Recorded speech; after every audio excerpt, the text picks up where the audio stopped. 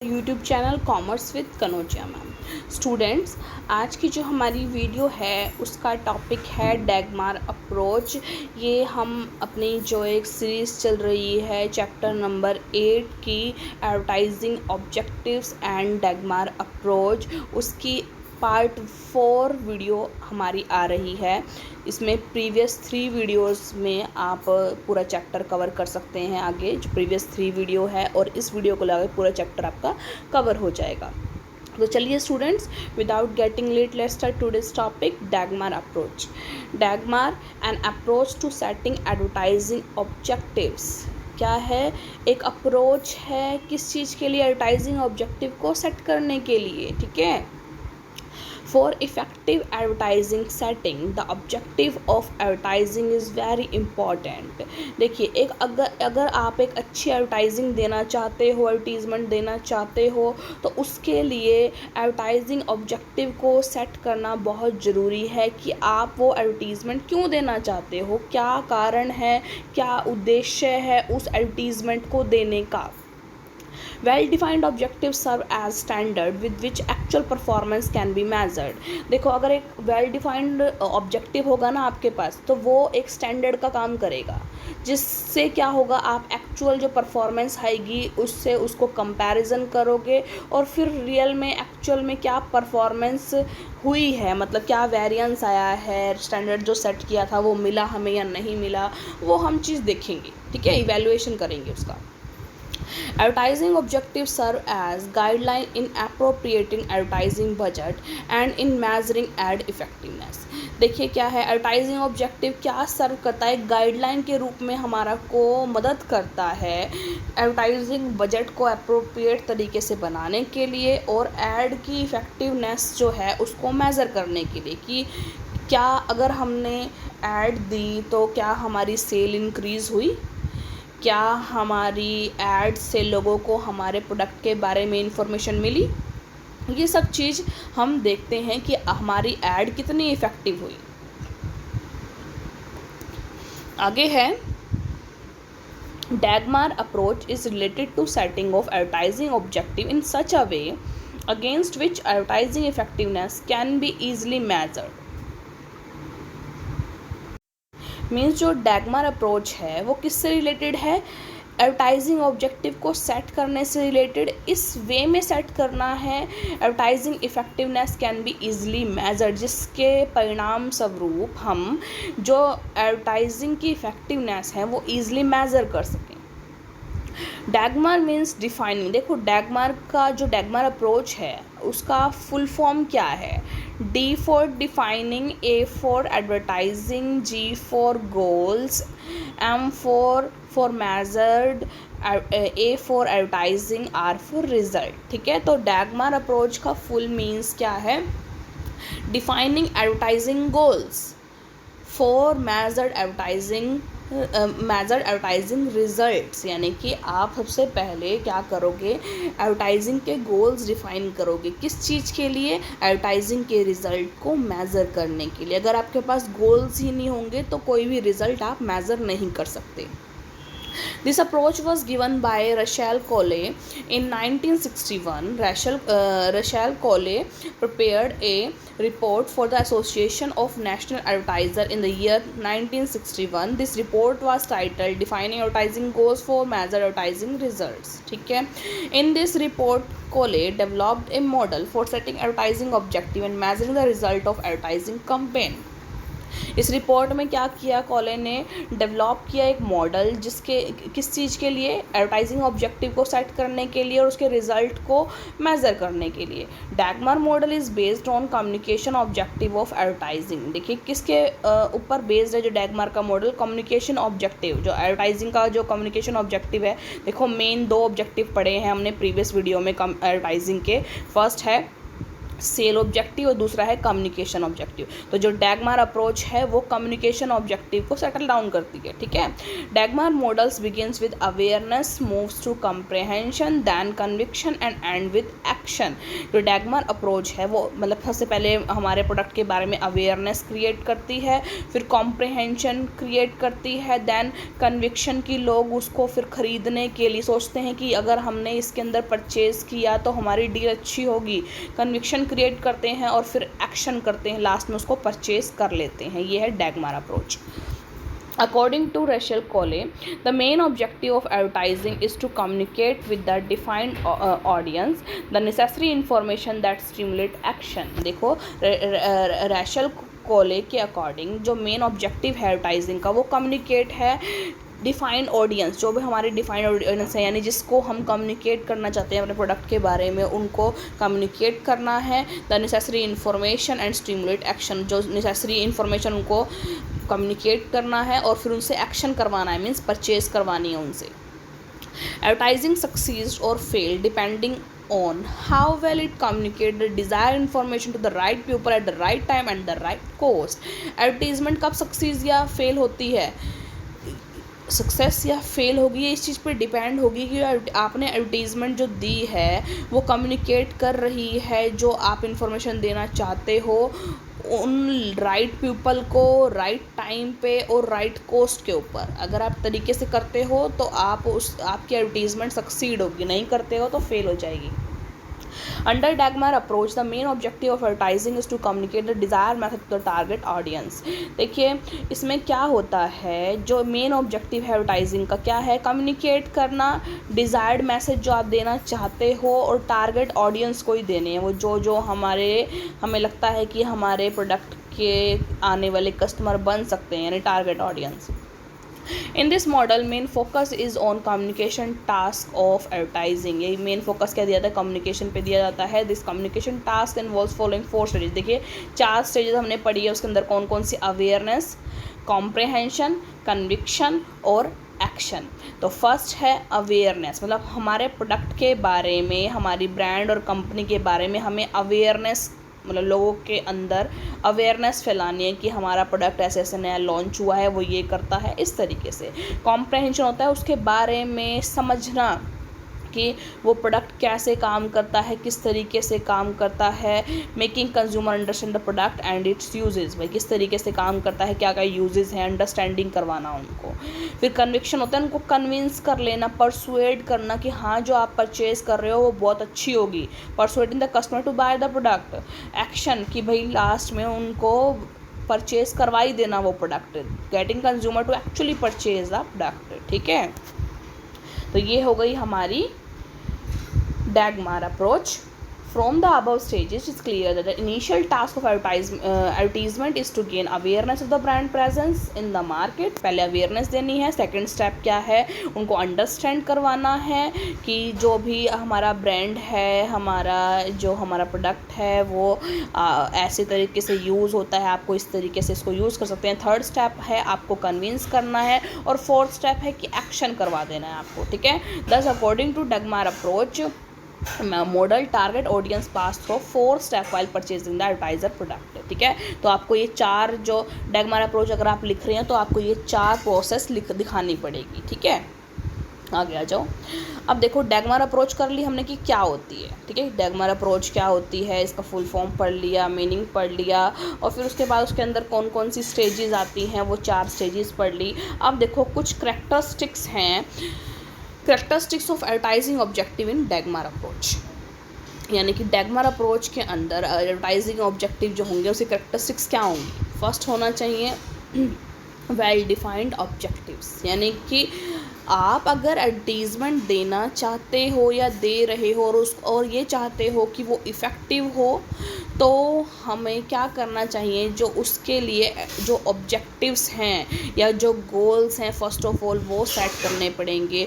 और जो गोल्स होने चाहिए वो हमारे क्लियर होने चाहिए, प्रिसाइज होने चाहिए, स्पेसिफिक ऑब्जेक्टिव होने चाहिए, मतलब एक प्रॉपर स्पेसिफिक गोल सेट करने चाहिए आपको। क्योंकि अगर आप गोल सेट नहीं करोगे, ऑब्जेक्टिव सेट नहीं करोगे तो आप आगे एफिशिएंसी कैसी होगी एडवर्टीज़मेंट की उसको मेज़र नहीं कर सकते, ठीक है। तो फर्स्ट ऑफ ऑल क्या होना चाहिए, जो ऑब्जेक्टिव होना चाहिए हमारा वेल डिफाइंड होना चाहिए। आगे है benchmark and degree of change sought. देखिए benchmark means the present status of the target audience in the communication model. देखो हमने बेंचमार्क के बारे में पहले किया। बेंचमार्क होता है कि आज का स्टेटस क्या है, हमारी टारगेट ऑडियंस मान लो 50% है, ठीक है। और डिग्री ऑफ चेंज, मैं चाहती हूँ कि मेरी टारगेट ऑडियंस मुझे सिर्फ 80% तक बढ़ानी है। मतलब मेरे प्रोडक्ट के बारे में अभी सिर्फ 50% लोग जानते हैं, लेकिन मैं ये चाहती हूँ कि वो जो ऑडियंस है वो 80% हो जाए, ठीक है। तो जो डिग्री ऑफ चेंज कितना होगा, 30% उसके अंदर। और उसके लिए हमें क्या करना होगा, अपने एडवर्टीज़मेंट को और बढ़ाना होगा, ठीक है। तो हमारे एडवर्टीज़मेंट गोल उस अकॉर्डिंग बनेंगे कि हमने जितनी डिग्री ऑफ चेंज करनी है, हमें कौन कौन सी टारगेट ऑडियंस में किन किन ऑडियंस को ऐड करना है, ये सब चीज़ें हमें सोचनी पड़ेगी। और इसके लिए हमें एडवर्टीज़मेंट ऑब्जेक्टिव बनाने पड़ेंगे कि हाँ भाई मुझे जो एडवर्टीज़मेंट देनी है मुझे ऑडियंस को बढ़ाने के लिए देनी है, ये मेरा मेन ऑब्जेक्टिव है। तो इसके लिए अब मुझे करना क्या क्या है, ठीक है। तो ये हो गया benchmark and degree of change. For example, selecting of creating awareness as a goal might be a mistake if level of awareness already very high. देखो अगर हम ये गोल बना के चलेंगे कि अवेयरनेस क्रिएट करनी है हमारे प्रोडक्ट के बारे में, जबकि पहले से ही लोग बहुत ज़्यादा अवेयर है हमारे प्रोडक्ट के बारे में, तो हमारा ये जो गोल सेट किया हमने वो गलत सेट किया, क्योंकि पहले से अवेयर हैं तो ये गोल है जो हमारा गलत सेट किया गया। इस तरीके से हमें पहले सब चीज़ को रिसर्च करनी है कि हमें रियल में क्या टारगेट सेट करना है, क्या गोल सेट करना है, फिर उसके ऊपर वर्क करना है। आगे है वेल डिफाइंड टारगेट ऑडियंस। हमें जो हमारी टारगेट ऑडियंस है ना वो हमको वेल डिफाइंड होनी चाहिए। हमें पता होना चाहिए कि हमारी टारगेट ऑडियंस कौन सी है, हमारे प्रोडक्ट को कौन कौन से लोग पसंद करेंगे और हमें कहाँ कहाँ एडवर्टीज़मेंट देनी है, कौन कौन सी जगह पर एडवर्टीज़मेंट देनी है जहाँ जहाँ हमारा ये प्रोडक्ट मतलब बिक सकता है, ठीक है, जहाँ इसकी सेल ज़्यादा हो सकती है। Audience to whom advertisement message to be communicated must be well defined होना चाहिए। The advertiser has to identify the person at each stage of communication hierarchy. The characteristics of target audience who are at each stage of communication process are identified. यानी जो target audience है उसके characteristics को हमें identify करना चाहिए। Some of our target audience are at awareness stage, some of at understanding stage and while some target audience में भी परसुएशन स्टेज। देखिए कम्युनिकेशन की 4 स्टेज हैं। अवेयरनेस अभी हमने जो पढ़ी है, अवेयरनेस स्टेज, अंडरस्टैंडिंग स्टेज यानी कॉम्प्रिहेंशन स्टेज, और लास्ट में है परसुएशन स्टेज, और लास्ट में तो परचेज हो ही जाती है, ठीक है, एक्शन वाली आ जाती है। तो हमें सबसे पहले ये देखना पड़ेगा हमारे टारगेट ऑडियंस कम्युनिकेशन की कौन सी स्टेज पर है। लाइक अवेयरनेस स्टेज ख़त्म हो चुकी है तो हमें उनके लिए अब अवेयरनेस वाली एडवर्टीज़मेंट नहीं डालनी है। अगर वो अभी अंडरस्टैंडिंग वाली स्टेज पे है तो हमें ऐसी ऐड डालनी है जिससे हमें उसके प्रोडक्ट के यूजेस के बारे में उनको बताना है। अगर हम परसुएसिव स्टेज पे हैं वो हमारी टारगेट ऑडियंस, तो हमें मनाने वाली, भाई ये ख़रीद लो हमारा प्रोडक्ट आपके लिए अच्छा रहेगा इस तरीके से कि जो हमें एडवर्टीज़मेंट है वो देनी पड़ेगी। तो हमें समझना पड़ेगा कि हमारी टारगेट ऑडियंस कम्युनिकेशन स्टेज के कौन सी स्टेज पर है, ठीक है, फिर उसके अकॉर्डिंग उनकी एडवर्टीज़मेंट हमें देनी पड़ेगी।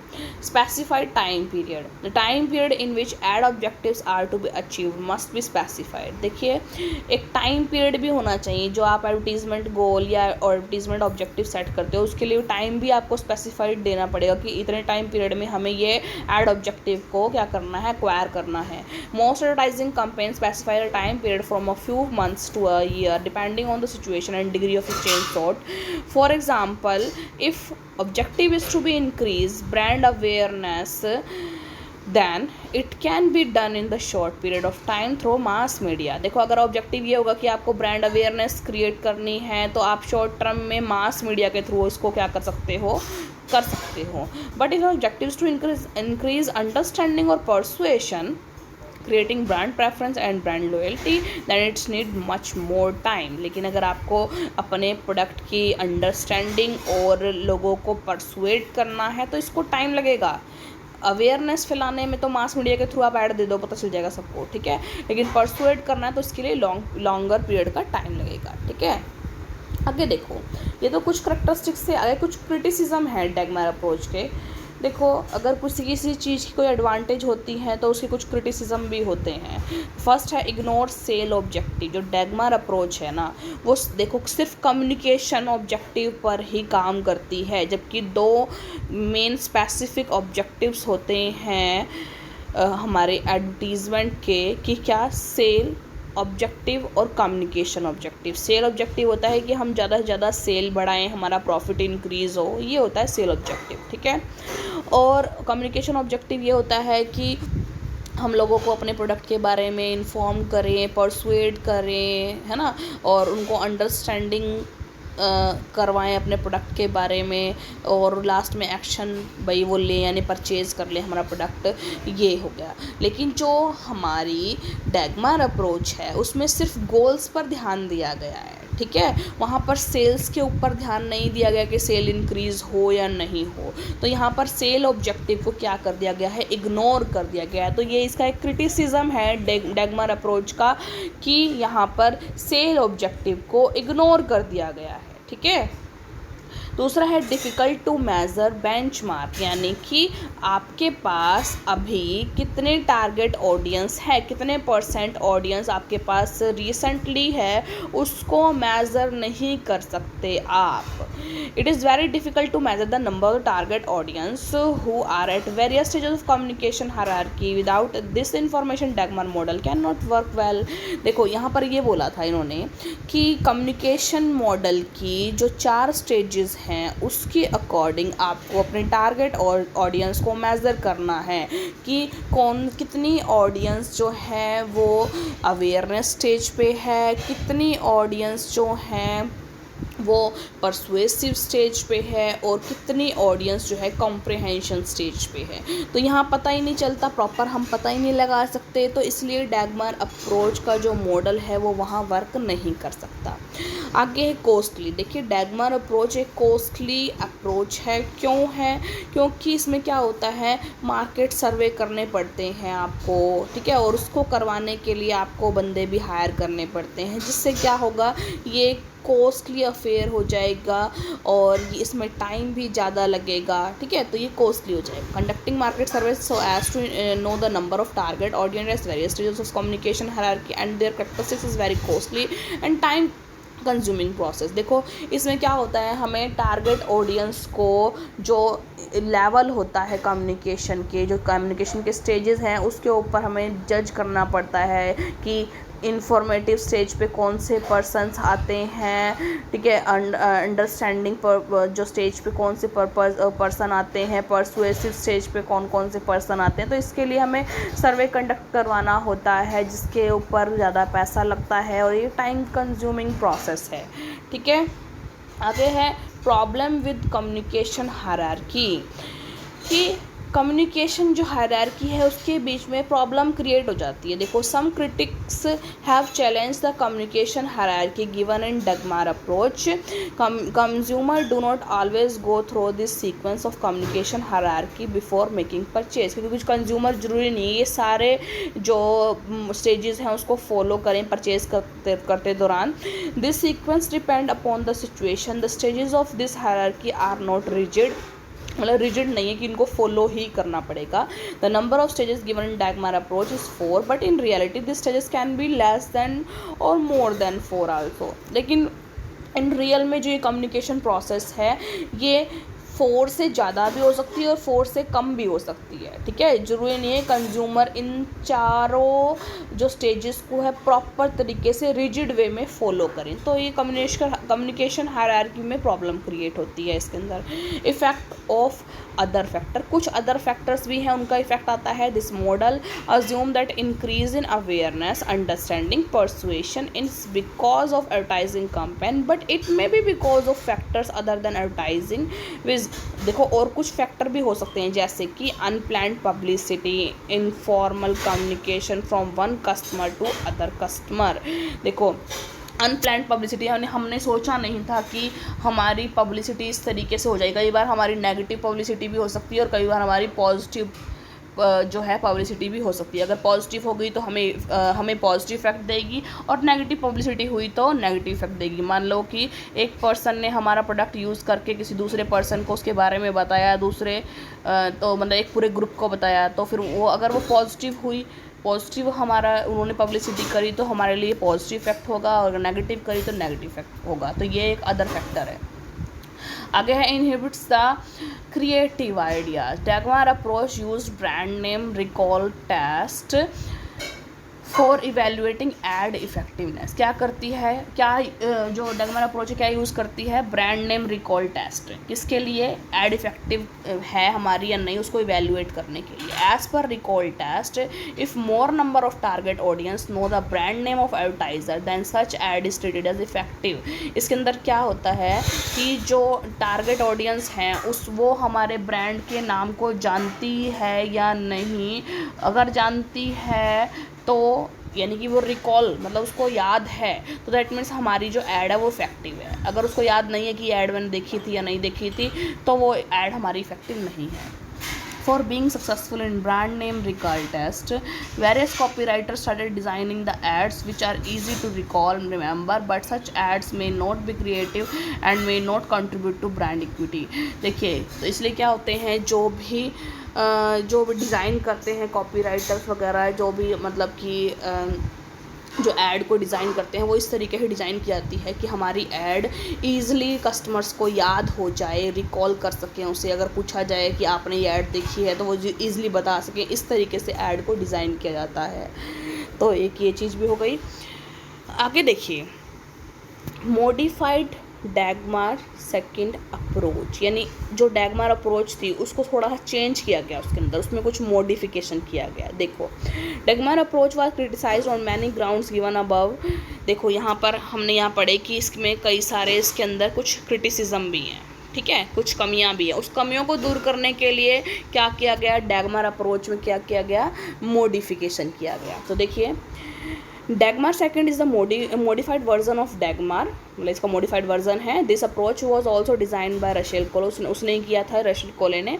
The basic approach of deciding advertising objective of DAGMAR second is similar to DAGMAR, उसी की तरह ही है। वेल डिफाइंड है और measurable advertising objective, well defined target audience, knowing the benchmark and change sought specific time period etcetera, ठीक है।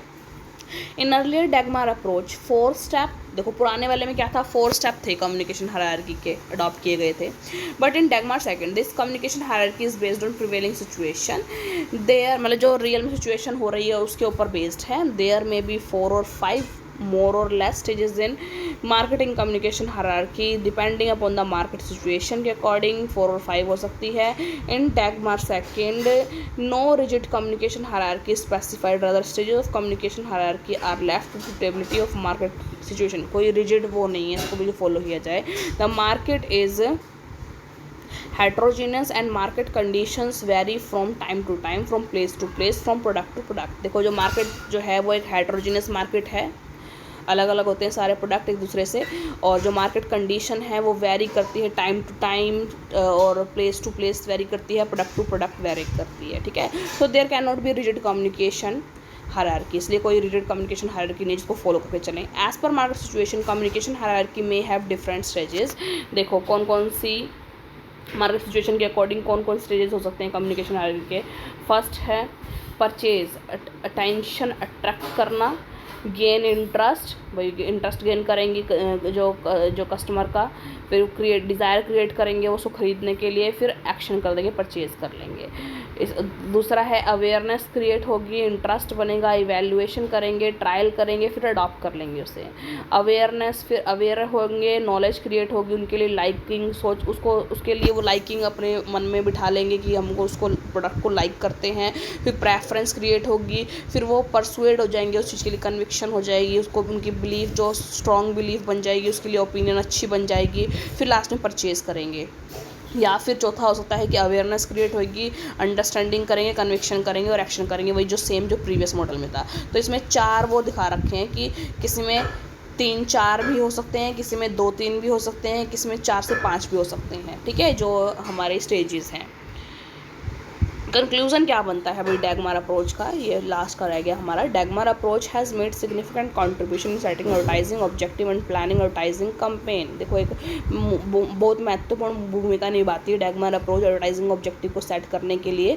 Many advertising planners use this model as the basis for setting advertising objective and assessing the effectiveness of their advertising campaign. जो बहुत सारे advertising planner है वो इस approach को use करते हैं एडवर्टाइजिंग ऑब्जेक्टिव को सेट करने के लिए।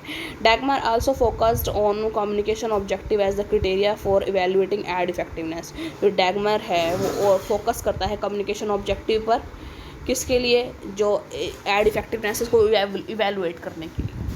According to this approach sales objective is not the appropriate measures of ad effectiveness. इस अप्रोच के अकॉर्डिंग जो सेल ऑब्जेक्टिव है, क्योंकि सेल ऑब्जेक्टिव को इसके अंदर क्या किया जाता है, इग्नोर किया जाता है, तो इसमें इसको अप्रोप्रिएट नहीं मान के चलते हैं एड इफेक्टिवनेस को मेज़र करने के लिए।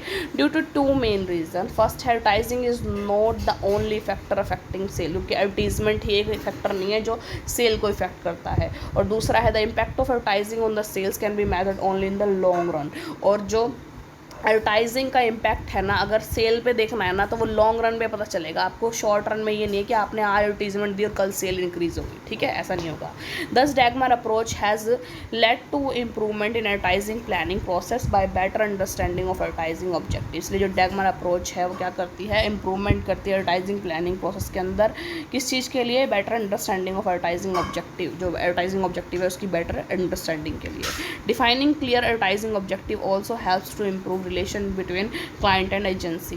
ये देखो डिफाइनिंग क्लियर एडवर्टाइजिंग ऑब्जेक्टिव, अगर आप क्लियर एडवर्टाइजिंग ऑब्जेक्टिव डिफाइन करते हो तो वो किस लिए मदद करेगा, हमारे रिलेशन जो हैं क्लाइंट और एजेंसी के उसको इम्प्रूव करने में हमारी मदद करेगा। तो ये हमारी स्टूडेंट डैगमार अप्रोच थी, वेरी वेरी इंपॉर्टेंट है, आपके एग्ज़ाम में ज़रूर ही आएगी डैगमार अप्रोच, तो आप इसे अच्छे से कर लीजिएगा क्योंकि बहुत इम्पॉर्टेंट पार्ट है एडवर्टाइजिंग की बुक का, सिलेबस का ये। तो अगर स्टूडेंट आपको डैगमार अप्रोच हमारी इस वीडियो समझ में आई हो, आपको जो इसका मीनिंग है क्लियर हुआ हो, तो ज़्यादा से ज़्यादा मेरी वीडियो को लाइक कीजिए, शेयर कीजिए, कमेंट्स कीजिए और ज़्यादा से ज़्यादा मेरे चैनल को सब्सक्राइब कीजिए, commerce with Kanaujia ma'am. Thank you students.